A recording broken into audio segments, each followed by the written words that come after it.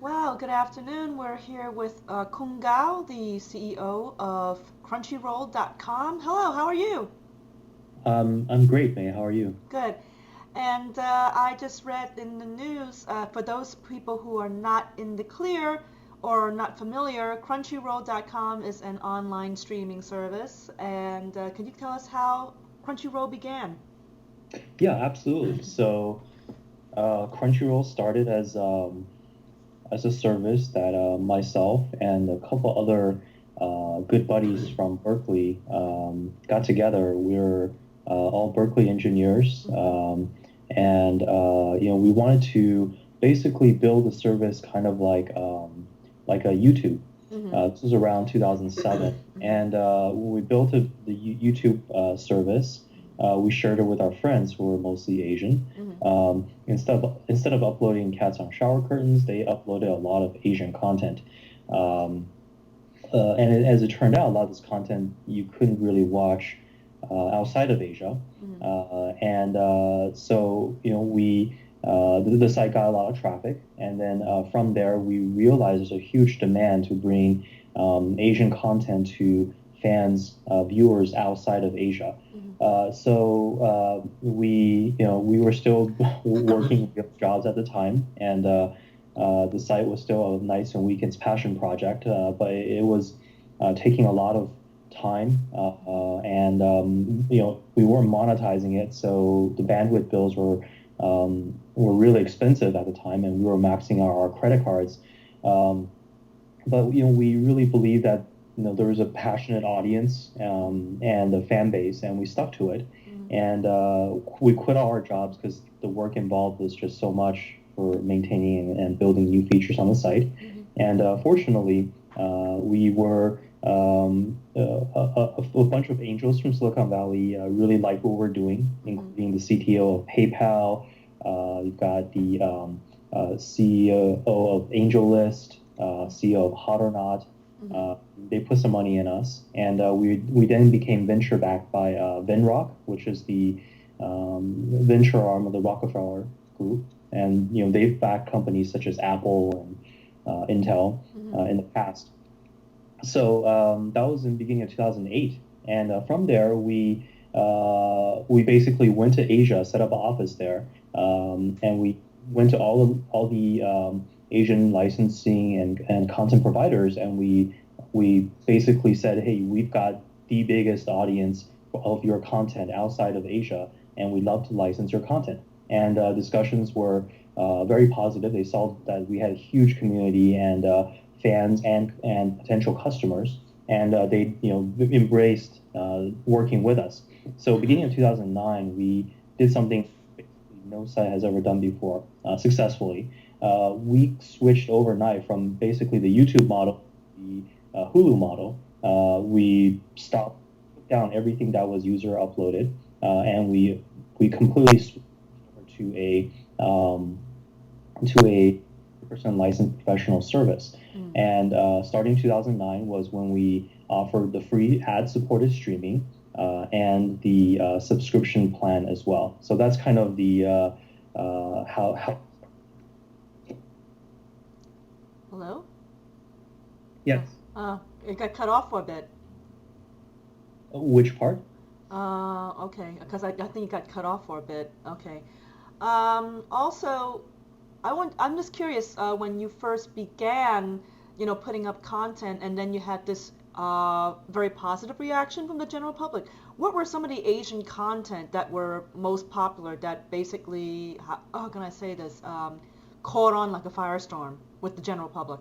Yeah, users uploaded a lot of Japanese animation, a lot of Asian live action dramas, and all of that was really popular.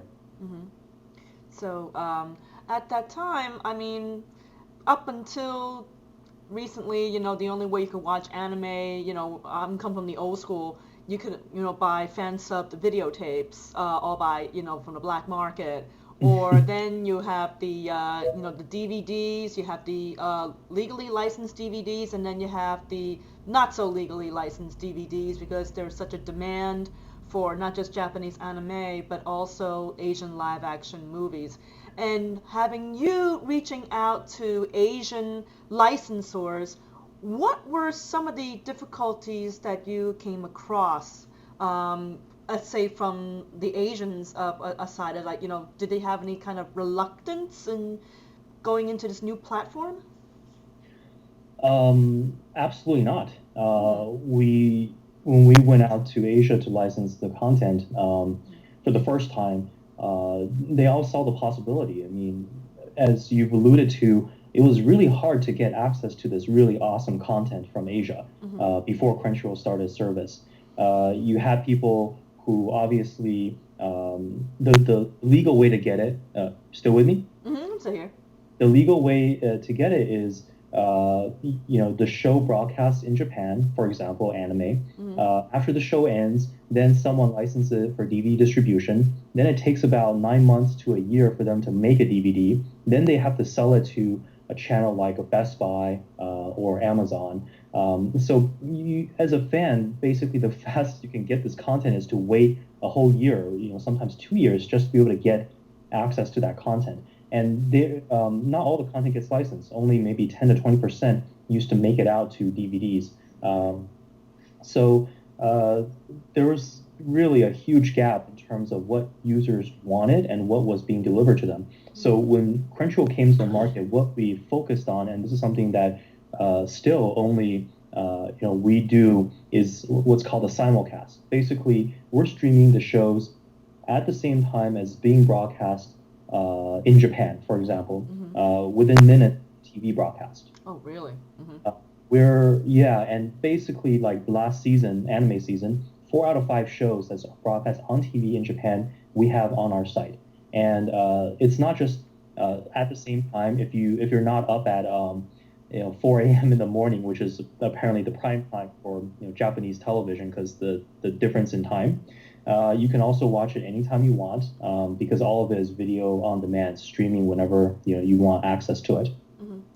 I would say within the past 5 years or maybe longer, there's a huge demand, especially not only in the United States but in Europe, of absolute fascination and demand with Asian television content.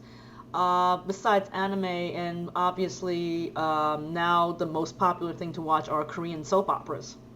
Right. Because, Yeah, and it's not just in Europe, it's all over the world. So, mm-hmm. majority of our users are coming from North America, Mm-hmm. English speaking, but our service is in many different languages, including Spanish, which we recently launched in the first half of this year. Mm-hmm. And our English service covers pretty much most of English speaking Europe. Mm-hmm. So, even if you're in, say, Nordics or UK or Australia, you can still access our service. And we're going to announce a couple of other languages that we're launching in as well in new territories. Yes, I just been given a tip from one of your colleagues. You're now in Brazil. Right, right. So, well, we're going to announce that we're launching in Brazil very soon. Mm-hmm. So it's not official yet. Mm-hmm.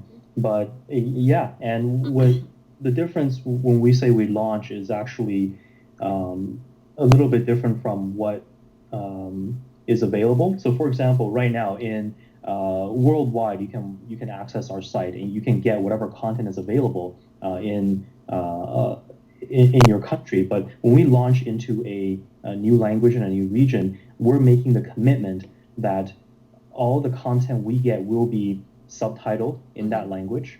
Mm-hmm. That we're doing our best to make sure to get as many shows as we can in that language. That we support local payment options in that language. So it's really saying that we're going to be very focused about delivering a level of experience that we know the users want in language or country.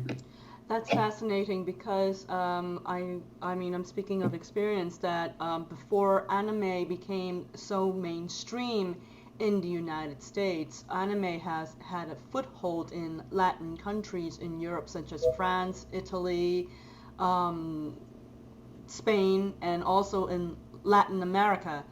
So I think it would be quite the perfect example on how you reach out to the Latin American audience, which is just perfect. Yeah, and we offer. So how we provide our services, we're doing it in a very professional manner. We actually have partnerships with basically every single Asian media company, and we get their content before their TV broadcast. This Mm. is something that's very unique about our business. We're getting the content before their TV broadcast so that we have the time to be able to encode it, to be able to translate it, so Hmm. that right when the show is broadcast in Japan or other countries, immediately we're providing that show, making that show available because a lot of times the viewers really want to watch the latest and greatest as soon as it becomes available. Hmm. Yeah, the hunger for it is just insatiable. I would also ask you, give me some of the highlights. What other Asian content do you provide besides Japanese and Korean? Well, we've got a gamut of content that users can really get into.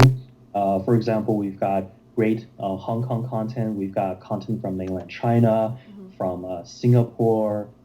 We pretty much are covering a lot of the Asian countries that output content, not just Japan and Korea, but of course, Japanese animation and Korean dramas are two of the I would say strong areas of content output that the international viewers find very interesting. Are there any other Asian culture content that you have yet to screen yet? Well, there's obviously a lot of really good content out there. I think right now the focus, obviously, for us is to bring the best possible experience um, for our users, and it's really a matter of focus. Hmm. We're trying to not just scatter shot and get a bunch of random stuff from everywhere. We're Hmm. trying to be very focused about providing basically the category killer, the complete experience, if you will, for one particular audience. Hmm. But yeah, absolutely, there's plenty of great content coming out of Asia that we'd love to explore. For example, Indian content, Bollywood is very strong, Hmm. and we're very dominant in Japanese animation, but Japanese live action is a little bit more difficult just because of how the licensing structures are set up. It's very difficult to license Japanese live action for any company. But Is that's that just for movies or TV shows or both? anything. Really? Japanese live Okay. action is very difficult to license just because of how the structure is set up. So, but obviously, we'd love to get a lot more Japanese dramas and live action if possible. So now Crunchyroll came on the block, and now we have your other competitors in some ways, such as Hulu, and more recent Mnet and Nico Nico, and then the most recent Viki.com. How do you see Crunchyroll to maintain, above the fold and stand out from the competition? Yeah, so that's a great question, and I think that what it really validates is the incredible demand for the content and being able to bring that to the audience. I think where we differentiate ourselves is really one is that we focus on building the best possible consumer experience, and for us that means being very focused on content. One and two is being very focused on bringing that content to the fans wherever they are. So let me elaborate. So one is um, when we do, for example, Japanese animation, we're trying to create a service that has basically as everything that's out there. Hmm. And to validate that, we're doing 4 out of 5 shows being broadcast on TV is on our platform. So if you're an anime fan, this is your one-stop shop, and not just video content, but we're trying to build out everything else that the fan wants to enjoy. So, for example, we've got a great news section with the latest from of Japanese pop culture news, anime related news. We've got a really awesome Groupon type of service that's like a daily, we call it daily deal, where Oh, we feature. really? Really? I did not know that. Tell me more. That's interesting. Yeah, so we basically find really awesome deals on Japanese pop culture related goods, on anime goods that we bring to our audience. And for our free viewers, we have about 8 million monthly viewers. They can buy the whatever we're offering. But for our premium subscribers, we have over 100,000 premium subscribers. They can get a little bit of a discount Mm. on the item that we're offering. So and finally, we're a huge sponsor of anime conventions that happen. Yes, I see you there all the time. Yep. We're trying to put up a really big and awesome booth and just have a fun time. Just show people how awesome the community can be. And we've got a really awesome community online as well of fans who talk to each other, create groups, message each other, and do all sorts of crazy stuff. And one thing that's coming up is obviously Halloween. Well, we're huge fans of cosplay. We highly endorse it.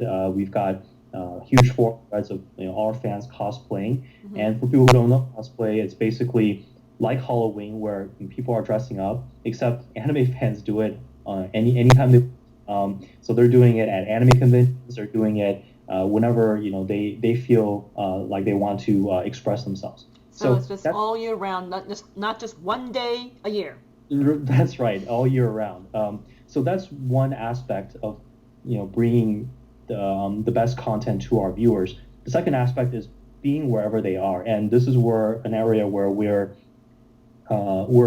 very much ahead, just because our company is actually engineering focused. We're started by a bunch of engineers, so we build the technology to be able to enable all these experiences.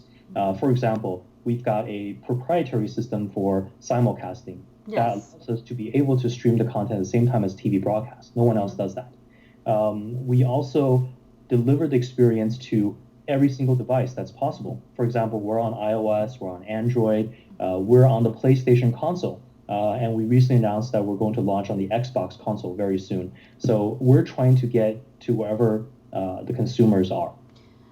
And I guess with the latest news among business, and they're all lamenting the fall of terrestrial television as well as cable TV, and all these cable TV company executives, they're all lamenting, oh, we're losing our viewers to.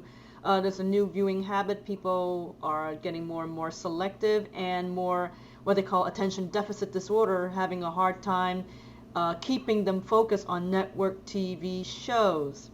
So now you've launched Crunchyroll, and which has been very successful. What would you say to these cable company executives? What they can learn from your company's example and business model to compete? Well, it's that's a very obvious, very complicated um, story, and then part of the reason for that is obviously cable still is the best monetizing video platform Hmm. we know. For example, these numbers are publicly available, but Dish Networks makes $1,000 per subscriber per year, Hmm. and Netflix makes only 100, right? Because their service is $8 a month times 12 months. So cable is making 10 times more for the same subscriber. Hmm. And obviously, we all know that to get the best content, to make the best premium content, content costs money. Really good content costs money. Hmm. So the answer is really more about how do you deliver a really awesome experience that Correct. people are willing to pay for, and at the same time make sure that the money you're collecting is enough to create that experience. So in a sense, it means that what some of the online players are doing now is the business model doesn't make sense. It doesn't match up to the amount of content, premium content you can provide for your users. Hmm. I think the core of it is being able to offer a really awesome experience and being able to price it accordingly. And Crunchyroll, we're asking our premium users to pay $6.95 a month, Hmm. which I think is very fair price to access basically all the best content that's coming out of Asia. But at the same time, we have to be able to deliver that content at the same time as TV broadcast. We have to do it in 1080p. We have to do it across a bunch of devices. That's what users are expecting. So Mm-hmm. it's really about delivering an awesome experience to the users while still making sure that you're generating the revenue to go pay for the content that they want. Absolutely. So that being said, what's next for Crunchyroll in the horizon? That's a great question. We want to expand into more countries in a focused approach. We're already covering all of North and South America and parts of Europe, but we want to make sure our offering is complete. And we're also building a lot of really awesome experiences beyond just video content for our users to consume. For example, the daily deals is something that we've had incredible success where, for example, this is very interesting, but one of our best sellers is DVDs. Anime DVDs sell extremely well with our viewers. Once they Mm. watch a show, even if the show is on Crunchyroll and is streaming, they want to go buy the DVDs. Oh, So really? Wow, that's good to hear. with that incredible demand, we're looking to build upon that success, offer even more goods for them to buy. Wow, I can't wait. That sounds that it makes me want to watch anime some more. I've been kind of like out of the loop for a couple Oh, of you should years. definitely get into it. There's some really awesome shows this season, and if you have a login, I can definitely hook you up with a premium membership. But if you don't, then pretty much most of our shows are still available. Like Mm-hmm. 95% of our shows are still available for viewers. The only difference is with premium subscribers, you can watch right after broadcast. If you're watching for free, you wait 1 week after the episode airs, and there's ads. So, any new shows that you would recommend? Any titles then? Obviously, Naruto is a very popular title on our site. This season, personally, I'm watching Sword Art Online. It's pretty awesome show. It's if you play any kind of a MMO game, Mm-hmm. Sword Art Online is basically a anime about MMOs, and it's pretty awesome. Mm-hmm. Besides that, we've got a bunch of really awesome shows. There's like 30 simulcasts, so there's a lot to choose from. Mm-hmm. There's comedy, there's action, there's a lot of stuff there. All right. Thank you so much for your time, and I'll be making sure to get online and check these out. Yeah, thank you.